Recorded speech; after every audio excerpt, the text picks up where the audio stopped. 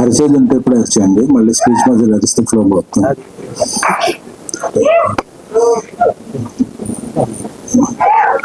చాలా రోజులైంది, ఈ ఇయర్ లో ఇదే ఫస్ట్ టైం అనుకుంటా.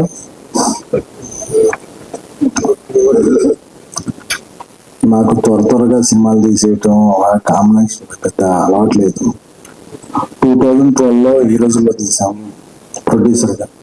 2018లో టాక్సీలో చేశాను. 2023లో బేబీ చేశాను. మళ్ళీ 2026లో చెన్నై లవ్ స్టోరీ.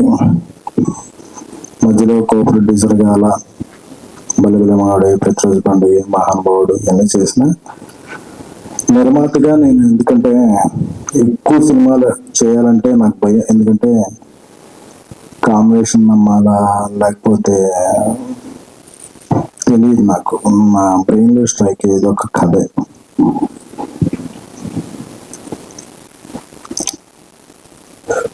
టీవీ9లో జర్నలిస్ట్ గా 2700 రూపీస్ శాలరీ. నాకు మై కెరీర్ స్టార్టెడ్.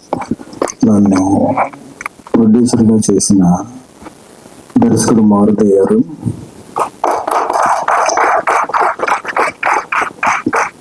అలాగే స్విఫ్ట్, ఎస్టీము, ఆల్టో ఈ కార్లే తెలిసిన నాకు బెంజ్ కార్ కొనుక్కునేలా చేసిన డైరెక్టర్ నా చైల్డ్హుడ్ ఫ్రెండ్ సాయి రాజేష్ గారు.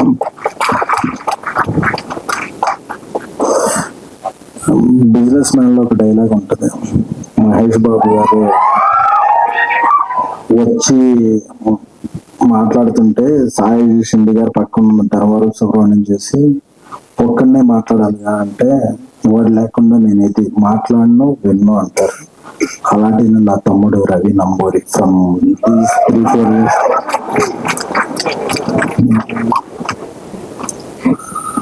అంటే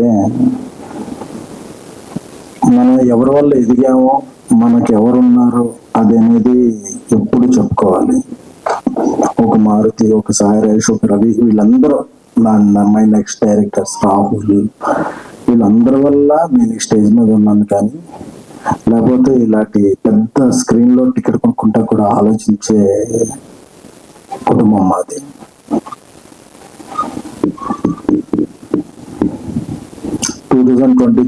July 13th evening baby premieres జరిగినాయి.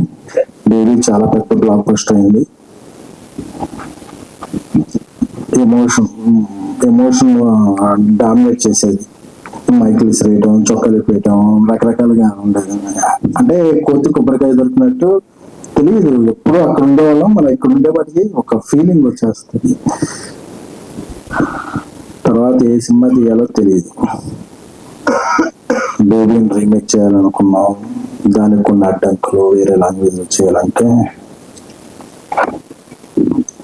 అవన్నీ జరుగుతున్నప్పుడు సక్సెస్ఫుల్ గా హిందీలో చేస్తున్నాం. Thanks to our director my friend Rajesh గారు. తెలుగులో ఒక సినిమా చేయాలి, అందరూ కూడా ఒక హిట్ అయిన కాంబినేషన్ తో చేద్దాం, ఒక పెద్ద స్టార్ హీరోతో చేద్దాం. ఇవే సజెషన్స్. అప్పుడు ఒకరోజు రాజేష్ గారు ఒక పెంట్ హౌస్ లో కూర్చున్నప్పుడు ఈ స్టోరీ చెప్పి ఇది ఎలా ఉందన్నప్పుడు నాకు బాగా స్ట్రైక్ అయింది. ఈ సినిమా చేద్దాం ఉండాలి. నెక్స్ట్ మన ఇద్దరం, అంటే తను డైరెక్టర్ గానే కాకుండా ప్రొడ్యూసర్ గా, అంటే ఇక్కడ రాజేష్ గారు గొప్పతనం చెప్పుకోవాలి. ఒక సినిమా పెద్ద బ్లాక్ బస్టర్ అయిన తర్వాత ఆ సినిమా ప్రొడ్యూసర్ తో చాలా తక్కువ మంది డైరెక్టర్లు జర్నీ చేస్తారు. ఎందుకంటే వాళ్ళకి అంతకు మించిన ప్రొడ్యూసర్లు ఉంటారు, అంతకు మించిన ప్రొడక్షన్ హౌస్లు ఉంటాయి, అంతకు మించిన ఆఫర్లు ఉంటాయి, ఎన్నో ఉంటాయి. అలాంటి ఇండస్ట్రీలో ఆయన నా ఫస్ట్ సినిమా ప్రొడ్యూసర్, ఆయన నా చిన్ననాటి స్నేహితుడు, ఆయనతోనే నా ప్రయాణం అని చాలా చాలా చాలా కొద్ది మంది వ్యక్తుల్లో మహోన్నతమైన వ్యక్తిత్వం ఉన్న వ్యక్తి సాయి రాజేష్ గారు. అంటే ఆయన డబ్బులకి దీనికి యూజ్ కాదు, నా ఫ్రెండ్ అని. సో ఆయన ఇక్కడ చెప్పడం చాలా బాగా నచ్చింది. ఇదే మనం చేద్దాం.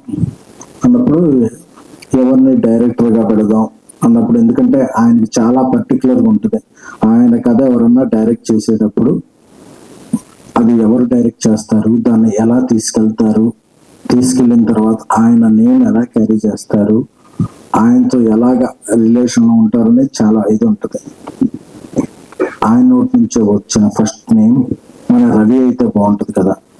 ఎందుకంటే బేబీ సినిమాలో చిన్న చిన్న కొన్ని లాస్ట్ లో జూలై 14th రిలీజ్ చేయాలంటే మాకు రవి వచ్చి హెల్ప్ చేయడం, అంటే ఒక చిన్న సాయం చేసిన వాళ్ళు కూడా, అంటే చాలా మంది డైరెక్టర్లకి వాళ్ళ డైరెక్షన్ డిపార్ట్మెంట్ లో పేర్లు కూడా గుర్తుండవు, బట్ ఒక చిన్న సాయం చేశాడని రవి మంచి రైటర్ కదా, మీతో చాలా ఇయర్స్ నుంచి ట్రావెల్ అవుతున్నాడు, మనం డైరెక్టర్ చేద్దాం అని ఫస్ట్ డెసిషన్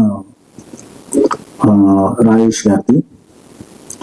నాకు నా తమ్ముడి పేరు ప్రాజెక్ట్ ప్రపోజ్ చేసినప్పుడు నాకు అసలు చాలా ఆనందం వేసింది.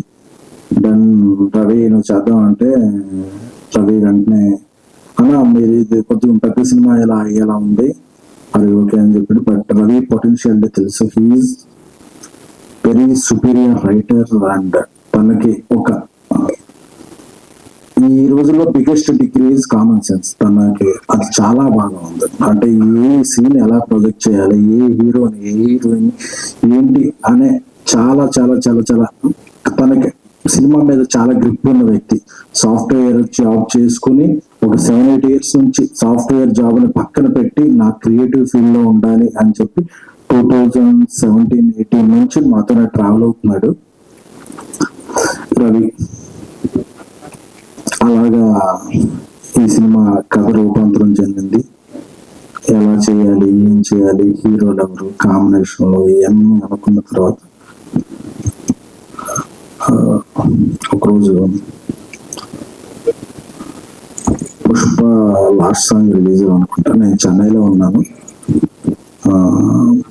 రాజేష్ గారు వెళ్ళారు కిరణ్ గారికి నేరేషన్ లో. అప్పుడే శ్రీరామ్ మంచి సక్సెస్ అయింది, మంచి సక్సెస్ అయింది. సక్సెస్ తర్వాత కిరణ్ గారి డేట్ల గురించి చాలా మంది ప్రొడ్యూసర్లు, ప్రొడక్షన్ హౌస్లు ఇది అన్నప్పుడు ఈ కథ విని ఆయన వితిన్ 1.5 hour 1 hour మనం చేస్తున్నాం భయ్యా అని చెప్పి, ఎందుకంటే ఈ కథలో చాలా డెప్త్ ఉన్న కథ, చాలా హానెస్టీ కథ, అంటే చాలా లేయర్స్ ఉన్న కథ. ఆయనలో మాత్రం ఏ లేయర్స్ లేదు, ఒకటే లేయర్, మంచి కథ చేయాలి, మంచి సినిమా చేయాలి. వెంటనే ఓకే చేశారు. నాకేంటంటే కిరణ్ గారిలో ఆ వ్యక్తిత్వం నాకు బాగా నచ్చింది. ఎందుకంటే ఆయన ముందు నా స్నేహితుడు ఒక సినిమా చేశాడు చంద్రబాబు వల్ల, అప్పుడు కొంత పరిచయం ఉన్నప్పటికీ ఆయన వెంటనే ఈ కథలో ఉన్న పొటెన్షియాలిటీని, డెప్త్ ని ఆకలింపు చేసుకుని వెంటనే ఓకే చెప్పడం నాకు చాలా నచ్చింది. అలాగే ఈ సినిమాకి చాలా చాలా మ్యూజికల్ ప్రజెన్స్ ఉంటుంది. రాజేష్ గారు రాసే ఏ స్క్రిప్ట్ కైనా చాలా మ్యూజికల్ డెప్త్ ఉంటుంది. సినిమాకి చాలా చాలా ఎవరి మ్యూజిక్ వెళ్దాం అన్నప్పుడు ఒకరోజు మణిశర్మ గారు అయితే, మణిశర్మ గారు అంటే నా కాలేజీ రోజులు గుర్తొచ్చాయి. అప్పట్లో చిరంజీవి గారి పాటలు రిలీజ్ అయినప్పుడు రాత్రి 2-2:30కి మేము వెళ్ళి బస్ స్టాండ్ లో వెయిట్ చేసేవాళ్ళం. ఆ కార్టూన్స్ వస్తే అవి తీసుకుని వెంటనే బస్ స్టాండ్ లో ఉన్న పాన్ షాప్ లో అది ప్లే చేసేవాళ్ళం. పొద్దున్నే 9ంటికి అన్ని షోరూమ్స్ తెరుస్తారు, కానీ రాత్రి అంటే మా ఫ్యాన్స్ జీవితం ఎలా ఉండేదంటే రాత్రి 2-2:30కి అది ఏ ఫ్యాన్ అయినా సరే, చిరంజీవి గారి ఫ్యాన్ అని, బాలకృష్ణ ఫ్యాన్, నాగార్జున, వెంకటేష్ గారు, ఎవరి ఫ్యాన్ అయినా సరే రాత్రి 2-2:30కి మ్యూజిక్ స్టోర్స్ లోకి వచ్చే క్యాసెట్స్ బస్ స్టాండ్కి వస్తాయి. బస్ స్టాండ్కి వస్తే అది ఒక క్యాసెట్ తీసుకుని ఆ స్టోర్ లో ప్లే చేస్తే అప్పుడు ఆహా అనే, అప్పుడు మణిశర్మ గారు నేను ఫస్ట్ విన్న పాట సారీ సారీ సారీ అని బావగారిలో ఉన్న, sir thank you thank you thank you, మీరు సారీ అన్నారు కానీ అప్పటి నుంచి ఇండస్ట్రీ మీకు thank you thank you thank you sir. నాకు మణిశర్మ గారు ఉండగా నాకు బలుగులు పగిలిపోయినాయి. ఏంటి మనం అప్పటి నుంచి ఆయనకి ఇది ఆయన సినిమా మనం చేస్తామా, ఆయన పేరు మణిశర్మ మ్యూజికల్ ఉండగా నేను ఎప్పుడో చూశాను. పెద్ద పెద్ద ప్రొడ్యూసర్లు వాళ్ళు ఉండగా మన పేర్లు ప్రొడ్యూసర్ గా పడతాయా అని. ఎందుకంటే మణిశర్మ గారు ఈజ్ ద ఓన్లీయో తెలియదు, one of the what ever music director. ఆయన సాహిత్యం వినపడేది, ఆయన సన్నిహిత్యం కనపడేది మ్యూజిక్ తో. పదాలు అన్ని వినపడేవి, డ్రమ్స్ బీట్లకి. అంటే మా కాలేజ్ హుడ్ అంతా కూడా ఆయన పాటలకి డాన్స్ వేసుకోవటం 50 రోజు సెకండ్ షోలో, 100 రోజు సెకండ్ షోలో, మార్నింగ్ షో, బెనిఫిట్ షోలో గడిచిపోయింది. అలాంటి ఒక లెజెండరీ మ్యూజిక్ డైరెక్టర్ మన సినిమా చేస్తున్నారంటే చాలా ఎక్సైట్మెంట్ అది. ఎందుకంటే ఆయన ఏం చేస్తారు అంటే చేస్తారా లేదా ఏంటి అని చెప్పి అందరూ ఆయన మణి శర్మ గారు అంటారు కదా, మాకు హీస్ మణి గాడ్.